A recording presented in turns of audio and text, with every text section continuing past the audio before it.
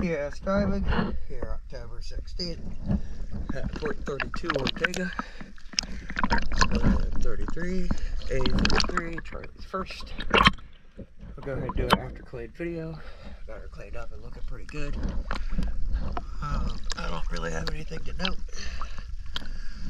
except that one of your diver's plates on the running gear under your prop is missing a bolt. But it seems like it's hanging on there just fine without it. But besides that, she's looking real good. Also on the propeller blades themselves, I got most of it off, but I left a little bit of the glue feet from the barnacles.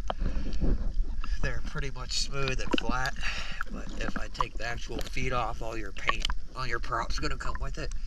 And it's doing a really good job of keeping it clean right now, so I don't really want to mess that up.